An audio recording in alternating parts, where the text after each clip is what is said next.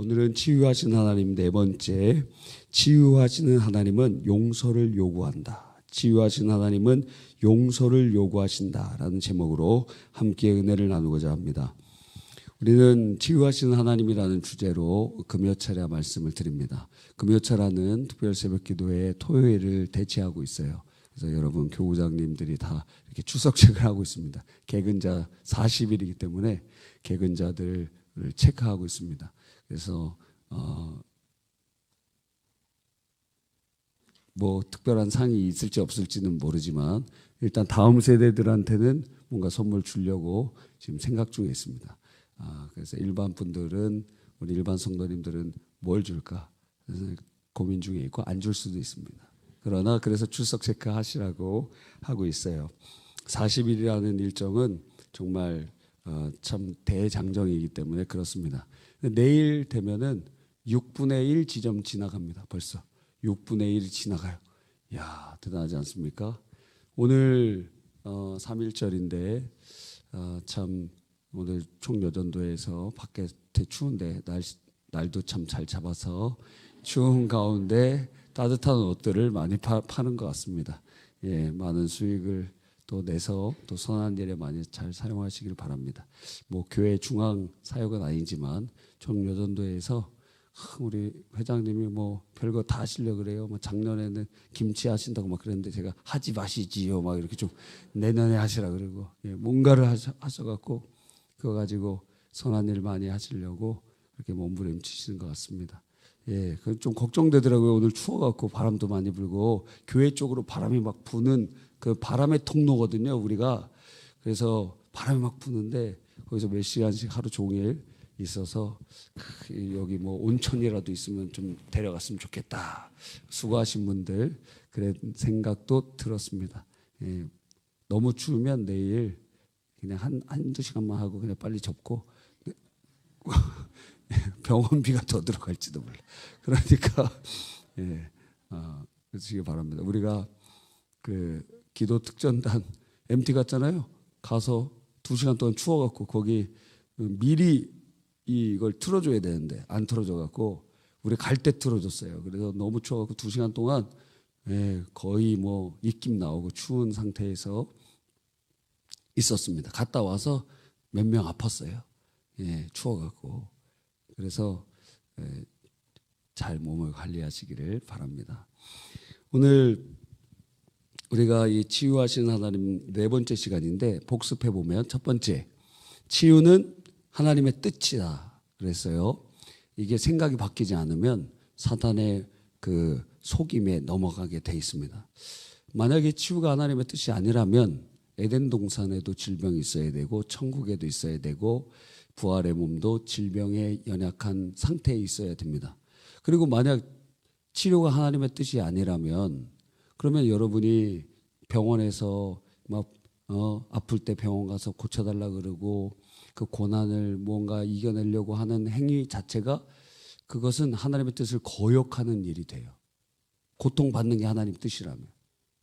그러니까 생각을 전환해야 됩니다. 오늘 새벽의 말씀처럼 우리가 고난을 받는 것은 복음을 위하여 스스로 선택하는 거예요. 복음을 위해서. 물론 성화나 연단을 위해서도 고난 받을 수 있지만 기본적으로 예수님께서 십자가에서 우리의 구원을 이루시고 우리를 영혼이 잘됨 같이 범사에 잘되고 강건해지는 축복. 다른 말로 표현하면 하나님 나라가 우리의 삶 속에 우리에게 임하기를 원하시는 거예요. 그러니까 예수 믿음을 통하여 하나님 나라가 우리의 영혼에 임하고 우리의 육체에 임하고 우리의 삶에 임하면서 하나님 나라가 뭐예요? 천국이잖아요. 그러니까 심령 천국으로부터 시작돼서 그 생수의 강이 우리 육체와 우리 가정과 우리를 만나는 사람들에게 흘러 갈 수 있도록 주님께서 역사하고 계시는 것입니다. 자, 두 번째는 치유받고자 하는 자는 치유에 대한 갈망이 있어야 된다는 거예요. 하나님은 소망을 주고 일하신다. 근데 나는 뭐 살든지 죽든지 막 아무렇게나 됩니다. 그럼 죽을 것입니다. 예, 주님께서는 소망을 주시고 일하시기 때문에 그래요. 갈망이 있어야 돼요. 주님의 옷자락이라도 붙잡으려고 하는 갈망. 예, 주님 내가 만나면 고침받겠다. 바디메오가 소리를 지르면서 눈이 보이지 않는데 주님 어디로 지나가시나 막 소리를 치면서 왜? 주님 만나야 되기 때문에 갈망이 있어야 돼요. 주님께서 그런 갈망을 주시는 거예요. 예, 철야에 나와야 되겠다 갈망을 주시는 거예요. 치유하시는 하나님의 말씀 여러분이 한번 보시면 처음부터 끝까지 말씀이 진행될 때에 여러분 중에 질병이 떠나가고 또 여러분이 기도해 주시는 사람들에게 하나님 나라의 역사들이 일어나게 될 것입니다.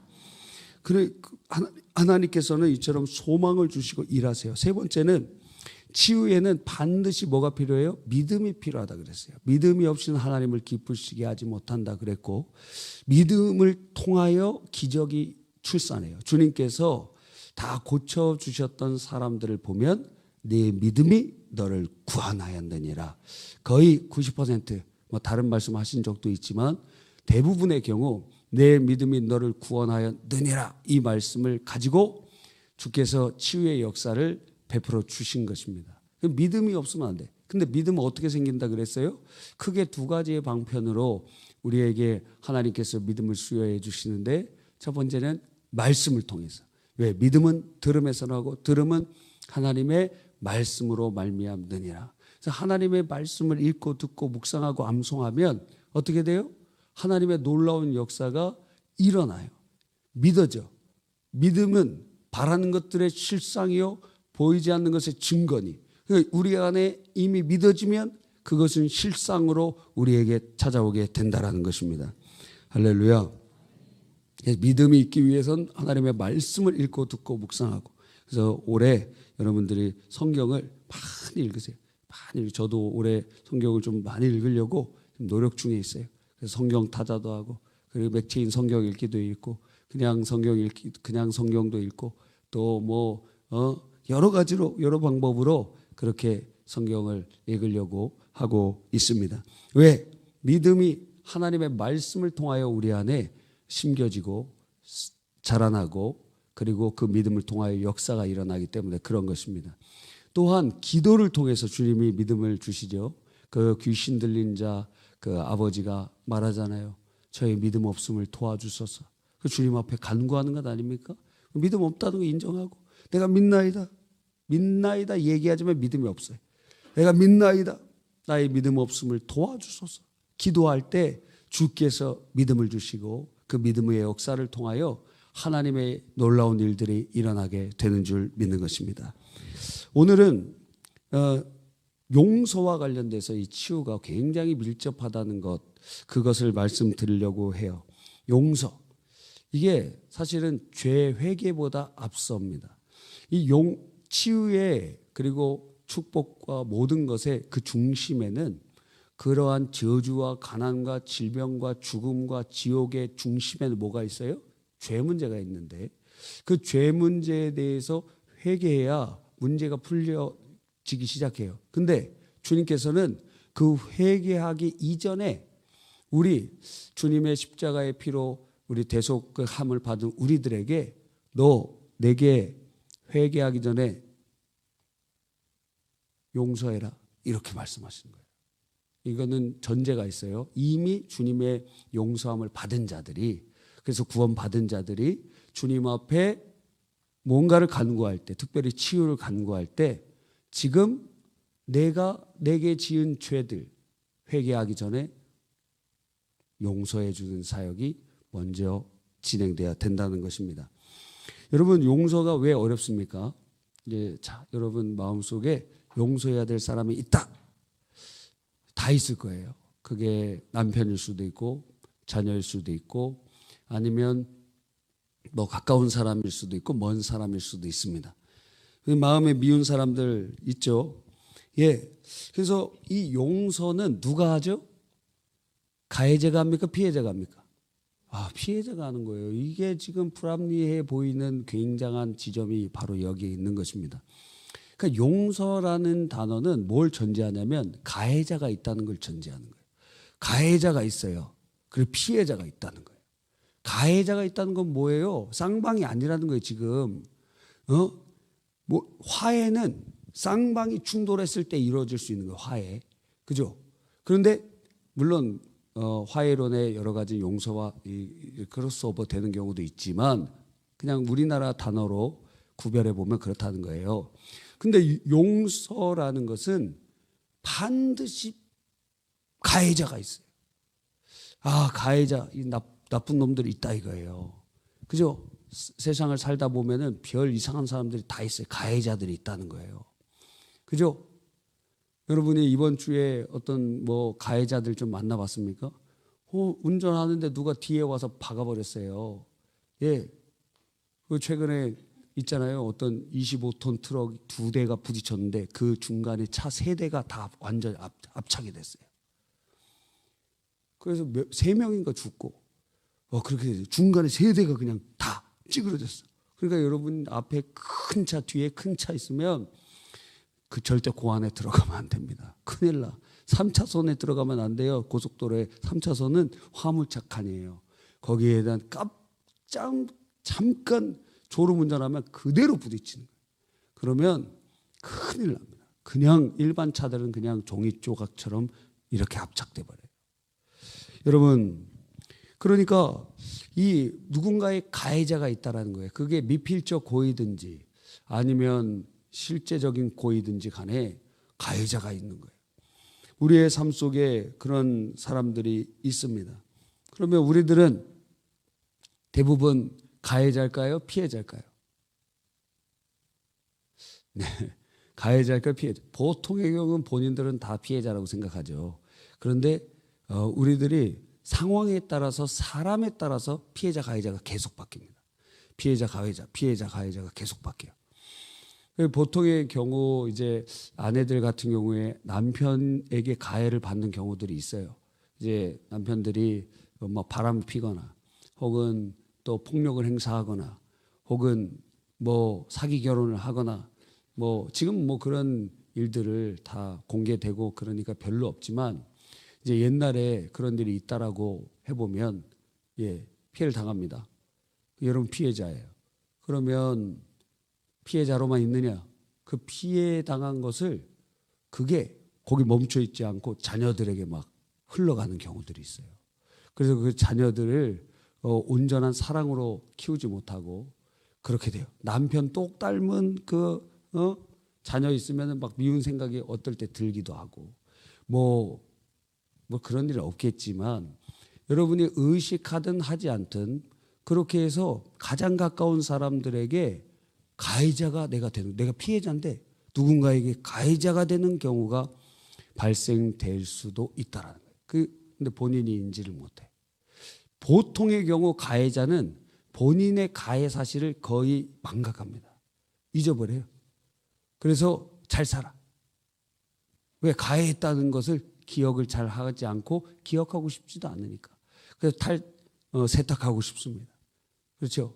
당시 그 2차 세계대전 때 그런 일들 많았잖아요. 막 간수들이 사람들 괴롭히고 일제시대 때도 731 부대에서 사람 막 우리나라 사람 또 중국 사람들 막 실험하고 옛날에 제 어렸을 때는 그게 한참 유행이었어요. 731 부대 막 비디오 테이프도 막 나와갖고 그거 아직도 기억나요. 막 겨울에 어느 정도 되면 사람들이 동상에 걸리느냐.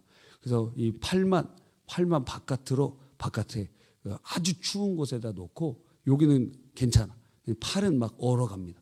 그래서 동상이 되고 이게 완전히 손을 잘라버릴 수밖에 없어요. 그 몇 도냐? 막 이런 거 체크하고 그리고 뭐 사람들을 실험 대상으로 삼고 그래서 일본의 의학이 굉장히 발전된 이유 중에 하나가 그때의 그러한 연구 자료들을 기반으로 이건 사람을 대상으로 실험하지 않으면 나올 수 없는 데이터들이 다 가지고 있다는 거예요.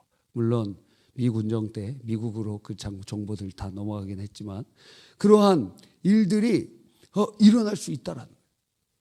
여러분 그러니까 이 가해자 피해자와의 관계가 계속 사람과 환경에 따라서 막 바뀌는 거예요. 그렇죠? 그래서 일본은 우리에게 가해자지. 나쁜 놈들이지. 그죠? 그래서 노제팬 운동 막 했잖아요. 지금 일본 여행 갔다 오고 그런 사람들 양심에 안 걸려요? 그땐 맞고 지금 틀려? 아니 그땐 맞고 지금 틀리냐고. 그러니까 정치적 선동에 놀아나는 거예요, 지금 우리가. 예, 그때는 맞고 지금 틀려. 항상 뭔가가 있으면 일치돼야 될 거 아니에요, 일치. 그때는 맞고 지금 틀리고 지금 틀리고 그때는 맞고. 항상 이렇게 왔다 갔다. 자기 주관이 없으면 선전과 선동에 그냥 놀아나는 거예요, 그냥. 우리들이 그렇게 되는 거예요. 그러니까 자기 주관이 성경적인 세계관과 성경적인 주관이 뚜렷해야 되는 거예요. 아멘입니까? 그래서 이게 없으면 그냥 뭐 나몰라라 하고 그냥 지나가고 그러는 거예요. 절대 그러지 않으시기를 바랍니다. 하여튼 너무 멀리 간 것 같은데 우리가 이 용서는 피해자와 가해자가 분명히 있다라는 거. 예, 그 일본 얘기 왜 했냐면 일본이 우리에게는 가해자인데 나쁜 놈들이고 가해자인데 그래요. 그러나 이제 지금 자라는 애들은 아무것도 모르잖아요. 걔네들은. 그러니까 독도도 자기네 땅이라 그러잖아. 아무것도 모르니까. 예? 그러니까 아무것도 몰라. 그래 그 모르는 사람들 하여튼 그래 막 화도 나기도 하고 그 젊은 친구들을 아무것도 모르는데 참 답답하기도 하고 그러나 발전적인 방향으로 이제 가야 되지 않겠어요? 그러나 그게 굉장히 어려운 거죠. 지금도 상당히 오래 시간이 지났는데 말입니다. 자, 그런데 전쟁이 어떻게 끝났죠? 미국에서 핵폭탄을 2대를 떨어뜨렸어요. 그래서 핵폭탄이 히로시마 나가사키에 떨어졌는데 군인만 죽었을까? 그래서 그 전쟁 중에 민간인 사상에 가장 많이 일어난 그 폭격이 히로시마 나가사키에 핵폭탄이 떨어졌을 때 민간인들이 그렇게 많이 죽은 거예요. 그중에 조선인 징용됐던 사람들도 꽤 있다는 거예요. 자, 그러면 저 거기서 막 죽었습니다. 그러면 거기서 또 피해자 가해자가 바뀌게 되지. 그렇죠? 야, 그러한 일들이 우리의 역사 속에서도 계속 반복되고 있다라는 것입니다. 하여튼 그건 나중에 더 말씀을 드리고 용서는 피해자가 가해자에게 하는 것이기 때문에 너무도 힘들고 어려운 일입니다. 가해자와 가해 사실이 명백하기 때문이죠. 그럼에도 불구하고 성경은 우리에게 용서를 요구하고 있다. 왜 그럴까요? 첫 번째, 용서를 통해 사람과 사람이 깨어진 관계를 회복하시기 원하시기 때문에 그래요. 예, 우리가 제가 지난주에 말씀드렸죠. 칠판을 항상 제가 갖다 달라 그랬어요. 그래서 우리 PD 목사님은 잘 준비해 주시기 바랍니다. 매주.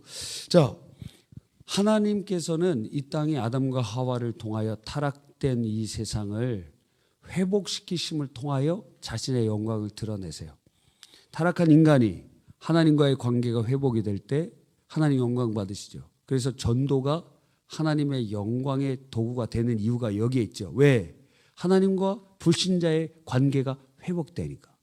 그들의 영혼이 살아나면서 주님과의 관계가 회복되니 하나님이 원래 원하셨던 창조의 질서로 돌이키면서 하나님의 영광이 나타나죠.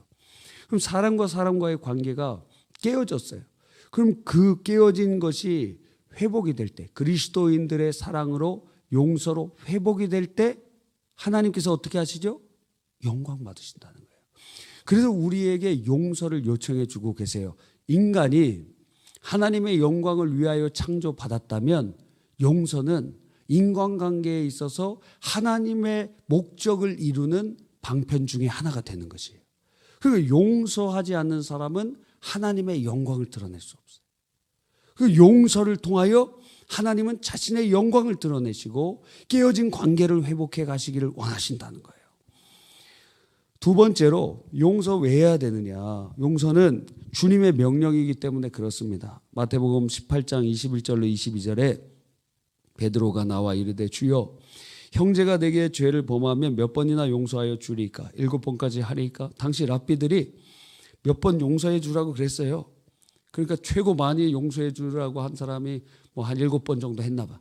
그러니까 그걸 가지고 7번 용서해 주면 되지 않겠습니까? 하는 마음으로 칭찬받을 마음으로 얘기했더니 예수께서 이르시되 내게 이르노니 7번뿐 아니라 7번을 70번까지 할지니라. 무제한으로 용서해 주라는 거예요. 누구의 말씀이에요? 예수님의 말씀이에요. 그럼 그대로 순종해야 됩니까? 순종해야 되는 거예요. Jesus did. 우리도 해야 돼. 예수님 하셨으면 우리도 그것을 해야 돼요. 세 번째는 그 전에 주님께서도 이 용서의 모범을 보이셨죠. 예수님께서 십자가에서 못 박혀 죽어 가실 때 7마디 하셨는데 그 중에 한 마디가 누가복음 23장 34절의 말씀입니다. 이에 예수께서 이르시되 아버지 저들을 사하여 주옵소서 자기들이 하는 것을 알지 못함이니이다. 그러니까 용서하는 것이 주님의 명령이고 그 용서에 대한 모습을 주님께서 죽으실 때까지도 보여주셨어요.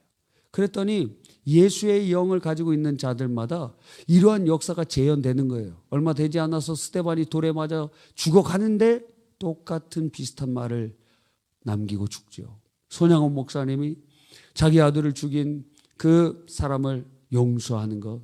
왜요? 예수의 영, 동일하신 그 영이 우리 안에 역동하기 때문에 그런 일들이 이루어지게 되는 것이에요. 세 번째는 용서를 통해 우리를 쉽게 넘어뜨리는 죄악을 제거할 수 있기 때문에 그렇습니다. 우리가 은혜를 받잖아요. 그러면 그 은혜를 유지해야 되는데 사탄은 우리의 아킬레스건을 아주 잘합니다. 딱 그 부분을 건들면 확 뒤집어져 그 사람이. 여러분도 그런 게 있죠. 예를 들어 몸에 상처가 있다. 그러면 그 상처를 여기 지금 자상이 일어났어요. 칼로 이렇게 자상이 일어나서 피가 막 납니다. 예, 그러면 거기에 이제 치료하려고 약을 바르고 꼬매놨는데 그 고기를 누군가 이렇게 건드리는 거예요. 그러면 아픕니까? 아프지 않습니까? 아프죠? 그럼 이거 그냥 반응이 일어나잖아요. 저절로 반응이 일어나는 것처럼 사탄은 우리가 은혜를 쏟도록 하는 반응 지점을 딱 알고 있어요.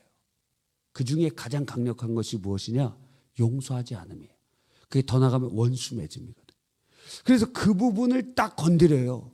그러니까 그 가해자가 막 더 잘 되는 걸 보면서 막 분노가 치밀어 오르고 그리고 가해자들이 더 나를 힘들게 하는 것을 볼 때에 그 분노와 미움과 그 혈기가 일어나면서 은혜를 확 쏟아버리게 만드는 거예요. 이게 사탄의 이 아주 우리를 넘어뜨리는 그러한 죄악을 용서를 통하여 쓴뿌리를 뽑아버리는 거예요. 그 미움의 감정, 분노의 감정 그거를 계속 두잖아요. 그럼 뿌리가 계속 깊어져요. 계속 깊어져서 뿌리가 한 번에 안 뽑혀요. 엄청난 오랜 기도와 시간이 들기도 할 때도 있다는 거예요. 그래서 그 부분이 아킬레스건이 돼서 사탄이 여러분 은혜 받으면 바로 그 부분을 공격합니다. 왜? 해결되지 않았기 때문에. 거기에 견고한 진을 만들어 놓고 우리를 넘어뜨리고 시험 들게 만드는 것입니다.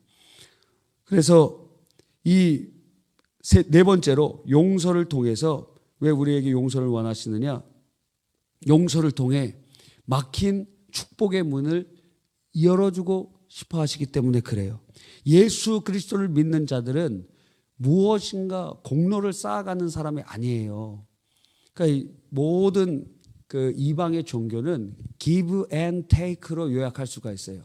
내가 그 신에게 어떤 공로를 주면 거기에 합당한 신은 나에게 내가 구하는 기도에 응답을 준다. 이게 모든 이방 종교의 패턴이에요. give and take. 내가 무언가를 그 신에게 그 100일 기도를 한다. 혹은 내가 무슨 공양을 한다. 혹은 내가 무슨 절을 짓는다. 혹은 뭐 내가 무슨 깨달음을 얻는다. 뭐 이러한 그런 어떤 공로주의가 결국에는 그것을 통해서 그 신에게 뭔가를 받게 되는 그게 그런 것이에요. 그러나 참 진리는 무엇입니까? 그런 공로를 인정하지 않아요. 똑같이 기도하지만 기도가 공로가 되지 못한다고 하고 똑같이 예배를 드린다 하지만 예배가 자기의 공로가 되지 못하고 선행한다고 하지만 그 선행이 자기의 공로가 되지 못하는 것은 예수 그리스도를 믿는 자들의 공로는 오직 예수 그분 자신밖에 없다는 거예요. 예수 그리스도의 피에 예수 그리스도의 십자가, 예수 그리스도 자신, 주님만이 우리의 공로가 되지, 주의 십자가만이 우리의 공로가 되지, 다른 공로는 우린 인정하지도 않고 하나님 앞에 내세울 수도 없다 이거예요. 그러니까 공로를 쌓기 위하여 선을 행하는 게 아니고, 공로를 쌓기 위하여 헌금하는 게 아니고, 공로를 쌓기 위하여 봉사하는 게 아니고, 공로를 쌓기 위하여 우리가 뭔가 헌금 드리고 그런 게 아니다 이거예요. 이미 예수께서 다 이루신 일을, 그 일을 우리가 기도로 인출해 나오는 거예요. 기도로 인출해 나오는 거예요. 할렐루야. 없는 것을 채워서 만드는 게 아니라 있는 것을 받아 누리는 거예요. 예수께서 다 하신 일을 우리의 것으로 만드는 것입니다. 그런데 용서하지 않잖아요. 그러면 그 주님이 십자가에서 이루신 영혼이 잘되고 범사에 잘되고 강건해지는 축복의 은혜의 문이 막혀버려요. 왜요? 용서를 하지 않으면 우리의 회개가 되지 않고, 회개가 되지 않으면 주의 은혜가 우리에게 흘러오지 않기 때문에 그래요. 막혀 있는 거예요. 수도꼭지가 지금 막혀 있어요. 그래서 이거 열어야 되는데 안 열려. 가득 차 있는데 거기 고장나 버리는 거예요. 그러므로 용서하지 않음으로 그것이 죄가 되고, 그 죄로 인하여 은혜의 문이 막히고, 기도가 막히고, 응답이 막히고, 우리의 예배가 상달되지 않고 축복의 문이 딱 막혀버리는 거예요. 그러니까 용서하지 않는 자가 잘 되는 일이 없어요. 용서하지 않는 자의 기도가 응답되는 일이 없어요. 용서하지 않는 자의 예배가 하나님이 받으시는 예배 있는가? 없어요. 왜? 용서하지 않음 자체가 죄가 되고 있기 때문에. 죄인의 예배는 하나님 앞에 상달되지 않고, 죄인의 기도는 하늘에 올라가지 못하고 다 떨어지게 돼 있어요. 왜 나는 이렇게 기도를 많이 하는데도 응답되지 못하는가? 용서하지 않음이 죄가 돼요. 그것이 하나님과 우리의 사이를 멀리 떨어뜨려 놓았다는 거예요. 자, 그러므로 용서를 할 때, 자, 이 문제가, 이 죄의 문제 해결되기 때문에 용서하니까 회개가 되고, 회개하니까 죄 용서의 함의 은혜가 우리에게 임하면서 기도문이 열리고, 응답의 역사가 일어나고, 예배가 상달되고, 축복의 문이 활짝 열리게 되는 것입니다. 욥기 42장에 보면 욥의 세 친구에게 욥이 기도해줘요. 세 친구에게 하나님께서 말씀하시기를, 욥이 너를 용서기도 안 해주면 너희들 다 벌 받을 것이다. 그랬더니 욥에게 나와서 용서를 구하고 욥이 그들을 위하여 기도했더니 주님께서 그 잃어버렸던 재산의 갑절을 갚아주시고, 자녀들도 많이 주시고, 하나님의 놀라운 은혜를 베풀어 주시는 것입니다. 그러니까 용서할 때, 지금 자기 힘들 때 힘들게 했던 그 사람들, 너 잘됐다 그냥 망해라, 이게 아니라 그들을 용서할 때 갑절의 축복의 역사가 우리의 삶 속에 일어나게 된다는 거예요. 할렐루야. 다섯 번째로 왜 우리가 용서해야 되느냐? 용서를 통해 우리가 분노라는 감옥에서 해방되기 때문에 그래요. 용서하지 않으면 이 분노라는 감옥에 우리가 갇혀 있어요. 그러니까 뭐가 없어요? 행복이 없어요. 즐거움이 없어. 기쁨이 없어요. 평안이 없어요. 분노. 잃어버렸다가도 그것만 생각하면, 그 가해자만 생각하면 끌어올라. 감옥에 있는 것과 마찬가지. 자유함이 없는 거예요. 자, 주의 영이 계신 곳에 자유함이 있느니라 하셨고, 그리고 하나님의 나라는 의와 평강과 희락이라 했는데, 그러니까 성령의 역사가 우리 안에 임하시면 그 안에 이루어지는 첫 번째 상태가 바로 평안이에요. 평안. 주님의 평안이 우리 안에 가득 넘치게 되는 것입니다. 여기서 더 나가면 기쁨이 넘쳐흐르는 거예요. 평화. 주님의 평화가 우리 안에 임하고. 그러니까 불안하면 정상이 아니다 이거. 불안하면 두 가지의, 셋 중에 하나예요. 불안하면. 여러분이 지금 신앙생활을 잘하고 있는데 불안하다. 첫 번째는 마귀 시험이 지금 막 다가오기 때문에 영적으로 느껴지는 거예요. 그 시험이 막 다가와.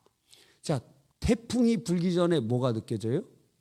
바람이 점점 세지는 게 느껴지잖아요. 그죠? 영혼도 느낀다 이거예요.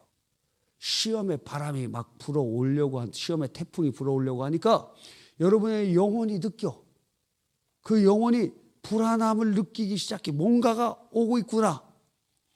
두 번째는 우리가 불안한 이유 중에 하나는 마귀의 역사이기 때문에 마귀 역사가 우리 안에 지금 뭔가 지금 우리의 심령에 강압을 하고 있는 거예요. 그러니까 그 예수의 이름으로 물리치고 떠나버려야 되는 것입니다.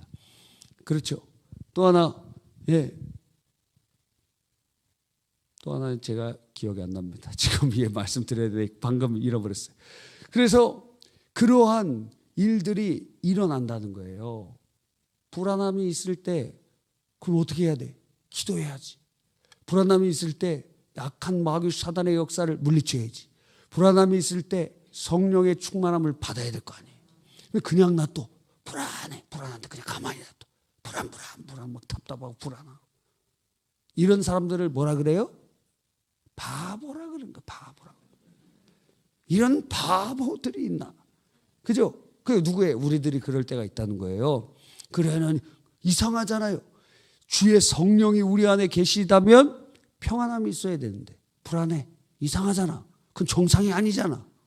예? 세 번째는 뭐냐면 불안의 이유 중에 하나는 여러분이 자라날 때 어머니와의 관계 속에서, 그러니까 0세부터 3세 그 사이 어머니와의 관계 속에서 충분한 어떠한 사랑과 애착 관계가 형성되지 않을 때 감정의 틀이 찌그러져 버렸어. 그래서 그 감정이, 그 사람의 핵심 감정이 무엇이 되냐면 불안이 되는 거예요. 불안이 있는 거예요. 불안. 어떤 이유가 없는데 동일한 사건을 통해서도 본인이 불안하게 느끼는 거예요. 왜? 감정이 그렇게 찌그러져 있어갖고. 그거를 주님의 은혜로 회복되게 돼야 되고 알아가야 되겠죠. 성령께서 우리 안에 하나님의 나라를 이루어 가실 때 평강이 있습니다. 이건 경험해 본 사람만 그렇지 않습니까? 평화가 있잖아요. 평화가, 자, 나는 이번 주에 평화가 있었습니다. 손 들어보세요. 많이 계셨습니다. 손 내리세요. 억지로 들지 않아도 괜찮아요. 평화가 있는 게 무엇이다? 정상이다. 평화가 있는 것이 정상이다. 예수님 부활하셔서 제자들에게 첫 번째 뭐라고 하세요? 평강이 있을지어다. 샬롬 하시면 평강이 있을지어다. 할렐루야. 평강이 있어야 돼요. 오늘 또 찬양했잖아요. 내게 강 같은 평화, 내게 강 같은 평화. 옛날에 굉장히 많이 불렀습니다. 그죠? 그래서 어떤 레크레이션 강사는 그런 찬송을 가지고 장난을 치더라고요. 약간 경망스러운데 내게 강 같은 막 이렇게. 강 같은 강, 계속 막 거기서 틀리면은 이쪽 팀 틀렸다고 막. 여러분, 주님께서 주시는 평강, 그 위에 뭐라가 기쁨이 있다는 거예요. 기쁨이 넘쳐릅니다. 기쁨이 샘솟죠. 평강 위에 기쁨이 나. 이번 주에 난 기쁨이 넘쳐 흘렀다. 지금 계속 물어보는 건 여러분이 침륜에 빠지지 않고 입신에 빠지지 않기 위하여 계속 질문하는 거예요. 자, 이번 주에 나에게는 기쁨이 흘렀다. 기쁨.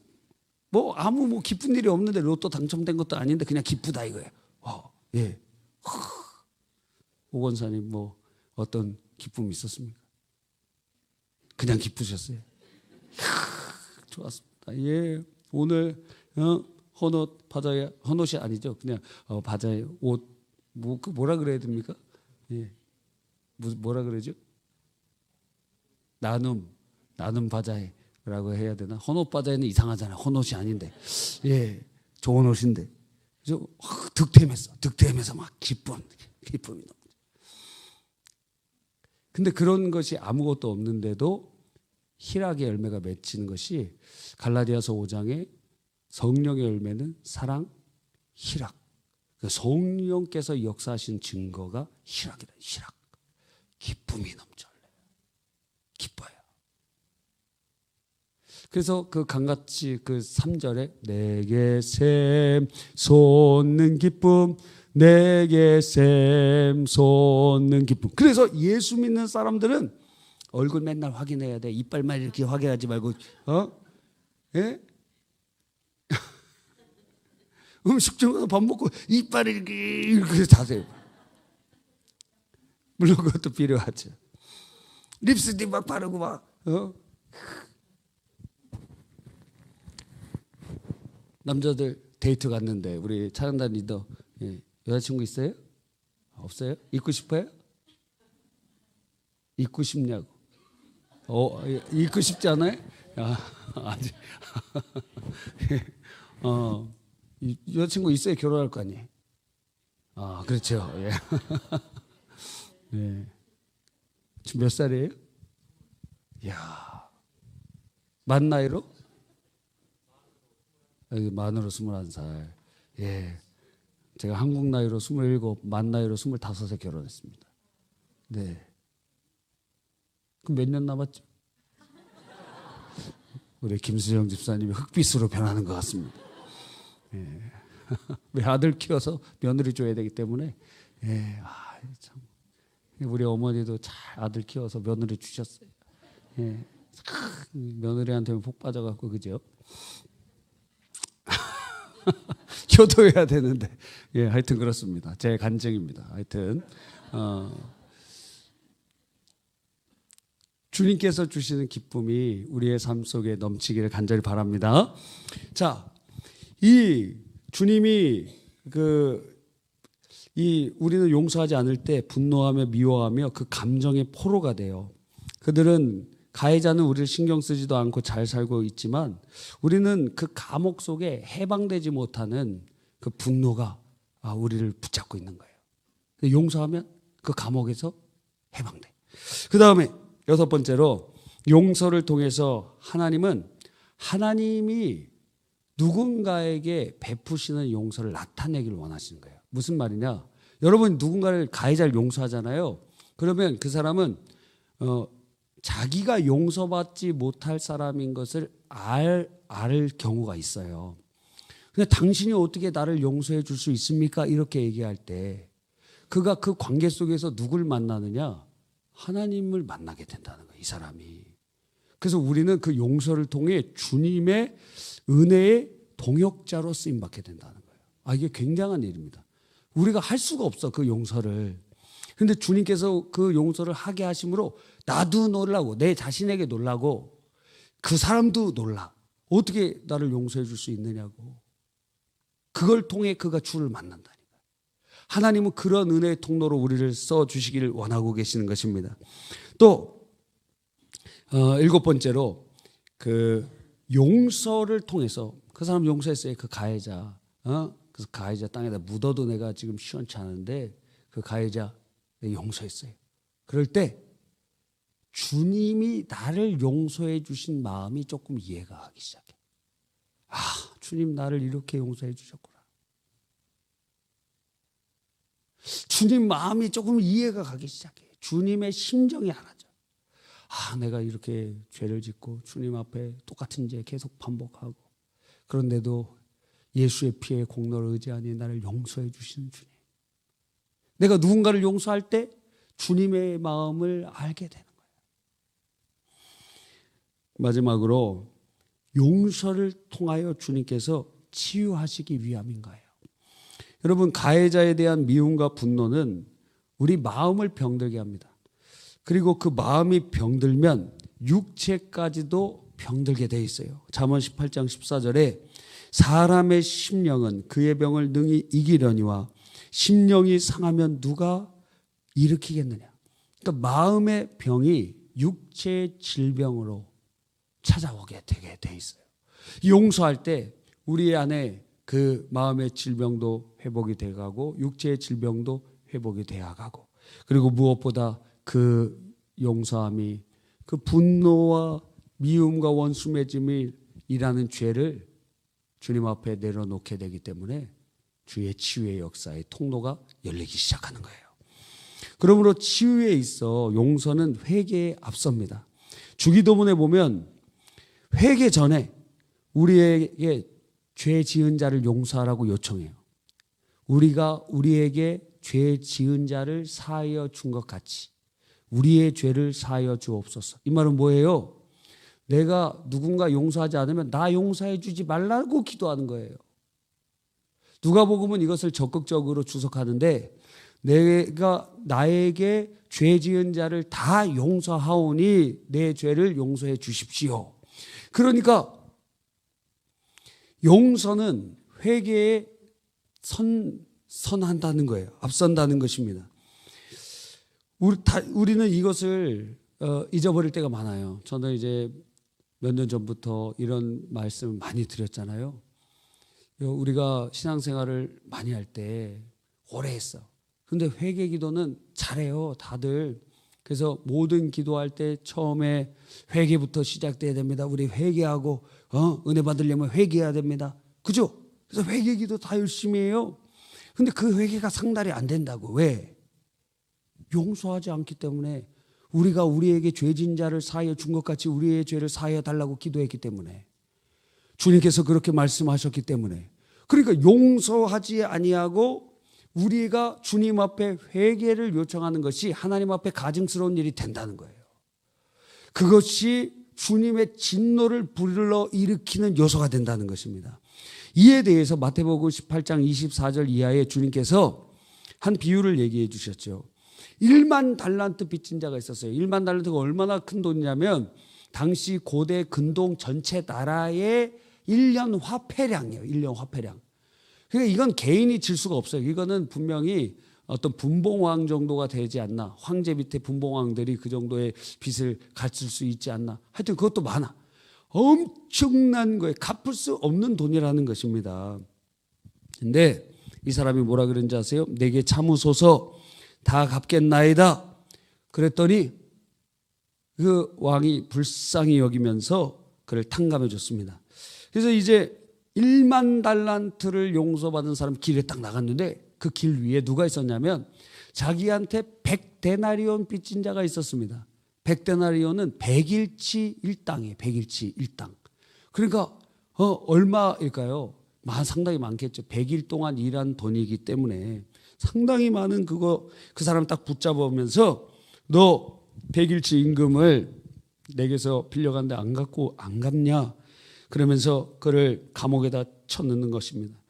이 사람이 막 간구하면서 엎드리면서 나를 참아주소서 갚으리이다 했지만 감옥에 갇혔어요. 그걸 보고 있던 신하들이 왕에게 가서 얘기합니다.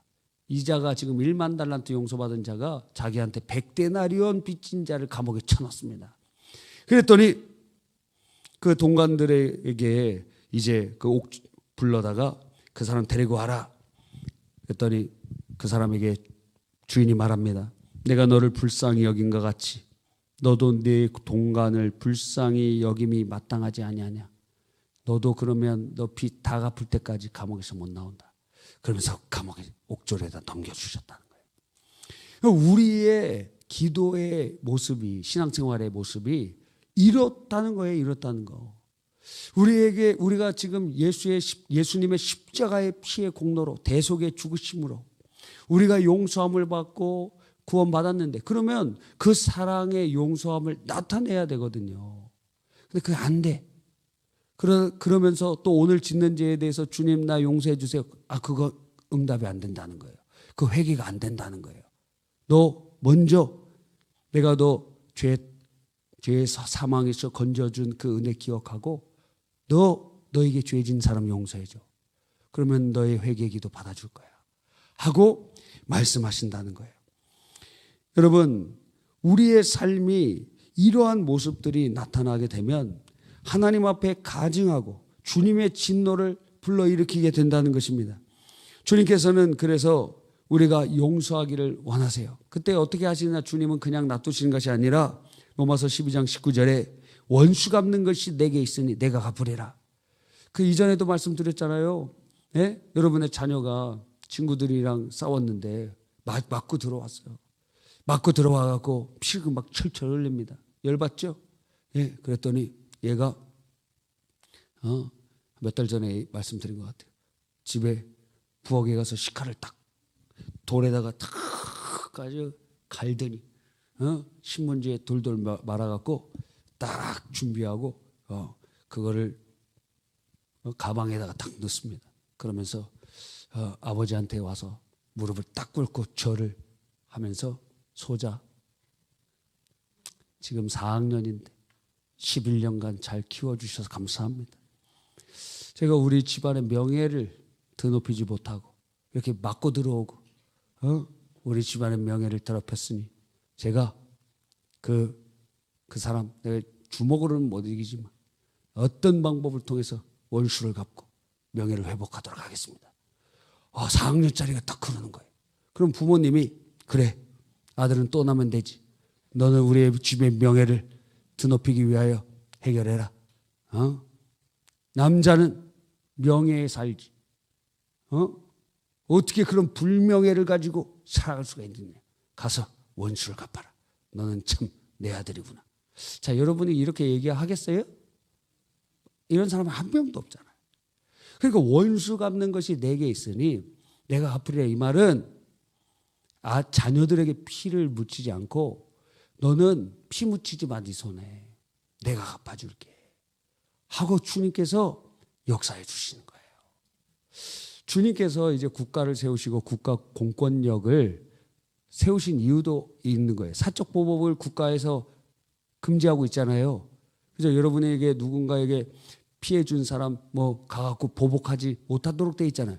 그게 하나님께서 일반 은총을 베풀어 주셔서 국가에 공권력을 주시고 우리가 직접 그 사람에게 충돌하지 않고 마치 하나님께 맡기면 하나님이 그를 징계하시고 형벌을 주시듯이 국가 공권력을 하나님의 보이는 손으로 사용하셔서 우리가 직접 갚지 않고 우리의 손에 피 묻히지 않고 국가 공권력을 주의 손을 통하여 갚아주도록 해주시는 거예요. 그 하나님의 은혜의 방편 중에 하나인 것이에요. 물론 그게 인간이 만들어 놓은 것이기 때문에 불완전할 수는 있죠. 그러나 그런 부분에서 하나님께서 예배해 놓으신 통로 중에 하나라는 거예요. 그러므로 우리들은 이 말씀을 기억해야 되는 것입니다. 이러한 용서가 없이는 주님께 회개할 수 없고 회개하지 않으면 우리 안에 죄가 그대로 남아 있으므로 치유의 역사가 일어나지 않는다는 거예요. 그러므로 치유받고자 하는 자마다 죄 문제 해결해야 되는데 그러기 위해서 회개해야 되는데 회개하기 전에 용서해야 된다는 거예요. 다음 주에 회개에 대해서 말씀드릴 거예요. 그 조엘 오스틴 목사님 어머니 도디 오스틴 사모님은 자신에게 임한 암병을 치료하기 위하여 성경적인 여러 방법을 했다 그랬잖아요. 지난주에 뭐 했다 그랬어요? 성경을 창세기부터 요한계시록까지 읽으면서 하나님이 치유해 주신다는 말씀을 적었어요. 그래서 이분 책도 있어요. 치유라는 책도 있어요. 그래서 거기에 성경 구절을 이렇게 만들어서 49절 정도를 뽑아갖고 그것을 매일 아침에도 읽고 성경은 계속 읽으면서 이 말씀 묵상하고 그러는 거예요. 그러면서 예를 들어 이런 말씀 있죠. 도적이 오는 것은 도적질하고 죽이고 멸망시키는 것뿐이요 내가 온 것은 양으로 생명을 얻게 하고 더 풍성히 얻게 하는 것이야. 주님, 우리에게 생명을 얻게 하신 주님, 우리에게 내게 생명을 주십시오. 암병으로 죽어가는데 주의 말씀을 의지했어요. 그런데 이분이 이렇게만 한 게 아니라 또 뭘 했냐면 자기가 생각하기에 지금 기억나는 사람들 자기가 생각하기에 내가 누군가 서운하게 했거나 가해자의 입장에 서 있었거나 그리고 누군가를 공격했거나 마음 상하게 했던 사람들 다 이름이 생각나는 사람들을 그 사람들에게 다 편지를 썼어. 내 기억나는 거. 그때 이런 잘못해. 내가 당신 그렇게 욕해갖고 당신이 그렇게 마음 상했던 거 그거 나 지금 기억이 나는데 너무 미안하다고. 내가 왜 그랬는지 모르겠다고. 나를 용서해달라고. 어렸을 때부터 노인이 된 지금까지 인생을 다 반추하면서 마음속에 걸리는 모든 사람에게 다 편지를 보냈어요. 왜? 성경적인 원리를 알았거든. 용서하지 않으면 용서받지 않고 용서하지 않으면 이 질병의 문제가 해결할 수 있는 은혜의 문이 닫히기 때문에. 그러니까 그런 작업들을 했다는 거예요. 예? 가해자로서 자기가 했던 것 그런 것들 주님 앞에 회개하고 할 뿐만 아니라 용서를 구하기도 하고 하는 것을 보는 것입니다. 여러분, 우리들은 우리 자신을 초월할 수 없어서 용서라는 것이 지금 제가 말은 굉장히 쉽게 얘기했지만 이거는 우리의 존재를 부정하는 일과 마찬가지예요. 용서라는 게 안 된다는 거예요. 어떻게 그 가해자를 용서할 수 있습니까? 그러니까 존재가 부정되지 않으면, 다른 말로 내가 죽지 않으면 용서라는 건 불가능해. 그러니까 용서가 어떻게 가능하냐? 내가 죽을 때만 가능하다는 거예요. 내가 죽지 않으면 어떻게 용서를 하느냐 이거예요. 그 사람을 복수해도 지금 시원치 않는데. 그러니까 내가 용서가 가능하다는 것은 나의 그 원수 맺음과 분노가 죽었고 내 안에 예수께서 사셔서 그분의 능력으로 용서하게 됐다는 거예요. 어떻게 손양원 목사님이 자기 아들 2명 죽인 사람을 용서할 수 있어요? 그 사람은 우리랑 달라요? 똑같아. 그 안에 성령이 역사하시니까 자기를 초월하게 되는 거예요. 우리는 용서 못해. 그러나 우리 안에 계신 이가 우리 자신을 초월하게 하셔서 예수의 생애가 재현되도록 이끌어 주시는 것입니다. 예수님이 십자가에서 하셨던 그 얘기가 스데반의 입속에서 나오고 손양원 목사님의 입술에서 나오고 여러분의 입술에서 나오게 만들어 주신 거예요. 내가 죽을 때, 내가 죽고 예수로 살아날 때 성령이 우리 안에서 역동하며 일어나게 역사하시는 것입니다. 그러므로 우리들은 이것을 기도해야 되는 것입니다. 용서하지 못하는 나는 예수님과 함께 죽었습니다. 용서하시는 주님과 연합한 새로운 피조물입니다. 주님이 용서하심 같이 우리도 용서하게 하여 주시옵소서. 저들이 하는 일을 알지 못하나이다. 여러분이 바로 그런 사람이 될 줄 믿는 것입니다. 그게 될 때 여러분의 기도의 문이 열리고 축복의 문이 열릴 뿐만 아니라 질병의 치유의 걸림돌이, 장애가 사라지기 시작하는 거예요. 그러니까 내 안에 용서하지 못하는 사람이 있다면 병 고침 받기는 어렵다. 이걸 다 해결해야 된다.